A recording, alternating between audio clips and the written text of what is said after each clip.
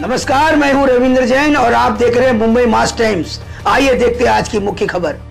त्या काळामध्ये ज्यावेळेस सामान्य माणसं मरत होती, ज्यावेळी सामान्य माणसांना बेड मिळत नव्हती, जेव्हा त्यांना ऑक्सिजन मिळत नव्हतं, ज्या काळामध्ये हजारो कोटी रुपये आपल्या तिजोरीत ठेवलेली मुंबई महानगरपालिका, ज्या महानगरपालिकेचे 70,000 कोटी रुपयाच्या ठेवी होत्या, त्या महानगरपालिकेकडनं केवळ एवढीच अपेक्षा केली होती, तेव्हाच्या सत्ताधाऱ्याकडनं एवढीच अपेक्षा केली होती, तुमच्याकडे पैसा आहे, तुम्ही त्या ठिकाणी व्यवस्था उभ्या करा, सामान्य माणसाला ऑक्सिजन द्या, त्याला बेड उपलब्ध करून द्या। पण त्याच्याही मध्ये यांनी आपल्या नातेवाईकांना कंत्राट दिली आणि यांच्या नातेवाईकांना माणसं मारली।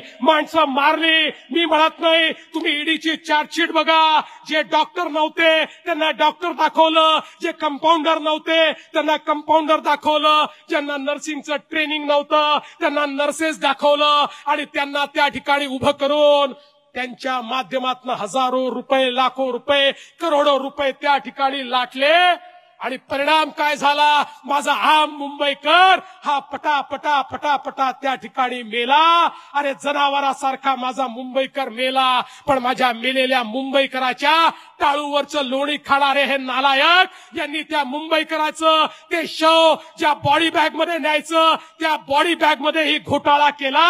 हे कफन चोर या ठिकाणी आम्हाला काय सांगणार?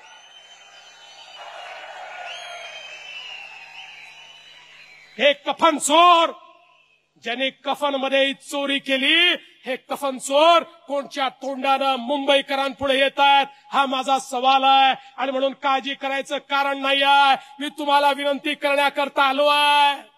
आता मुंबईमध्ये आपल्याला घरोघरी जायचंय, आपण काय केलं हे सांगायचंय, यांची करतूत ही सगळ्यांपुढे आणायची आहे।